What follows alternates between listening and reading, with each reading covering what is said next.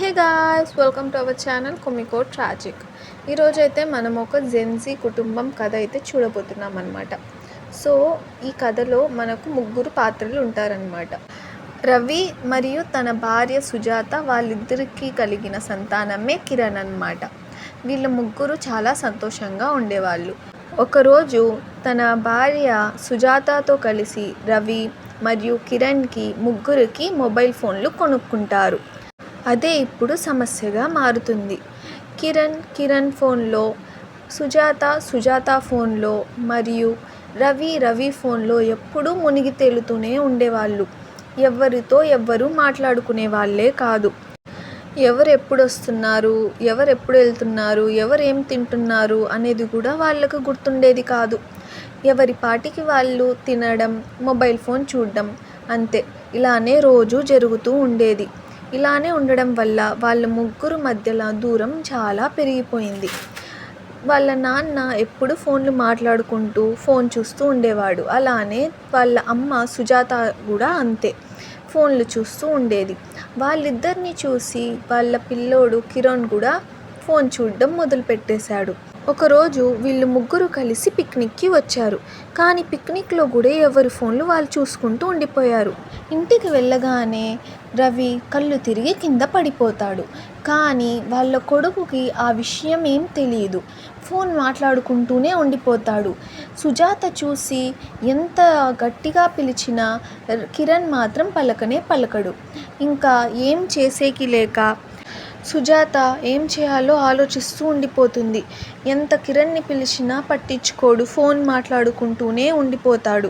ఇంకా ఏం చేయక సుజాత తన భర్త రవిని తీసుకొని హాస్పిటల్కి వెళ్తుంది. ఆ విషయం కూడా కిరణ్కి తెలియదు. అది కూడా ఫోన్ చూసుకుంటూనే ఉండిపోతాడు. ఇదంతా సుజాత బాగా గమనిస్తుంది.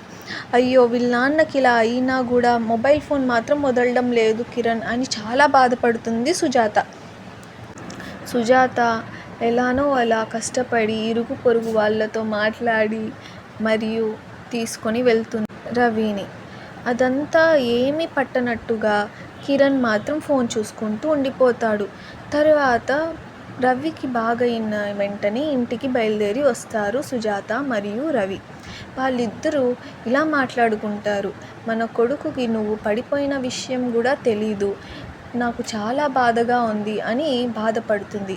ఇదంతా మన వల్లే అని రవి ఇలా అంటాడు. మనం మొబైల్ ఫోన్లు వాడడం మానేస్తే వాడు మానేస్తాడేమో చూద్దాం, మన వల్లే కదా ఇది వాడికి అలవాటయ్యింది అని చెప్తాడు.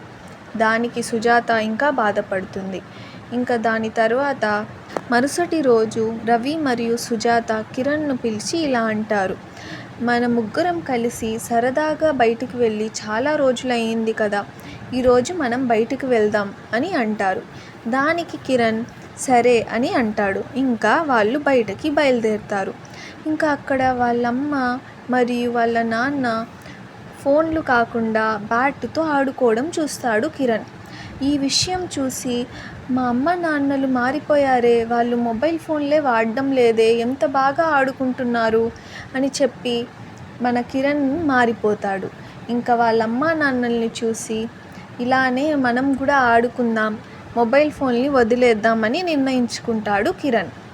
ఇంకా అప్పటి నుంచి కిరణ్ కూడా మొబైల్ ఫోన్ని వదిలేస్తాడు. తరువాత ఇంటికి వెళ్ళి వాళ్ళిద్దరూ ఫోన్లు చూడకుండా అన్నం మాట్లాడుకుంటూ తింటూ ఉంటారు. అది మళ్ళీ కిరణ్ గమనిస్తాడు. ఏంటి ఇప్పుడు కూడా అమ్మా నాన్నలు ఫోన్ వాడడం లేదే, నేను మాత్రం వాడాలా అని ఆలోచనలో పడతాడు. కాబట్టి నేను వదిలేద్దాం, ఇంకటి నుంచి ఫోన్ మాత్రం వాడకూడదు అని నిర్ణయించుకుంటాడు. అప్పటి నుంచి వాళ్ళ ముగ్గురు ఫోన్లను అదుపులో పెడతారు.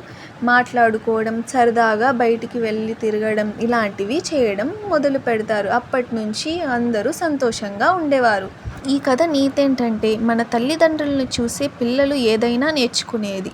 Subscribe to comico tragic.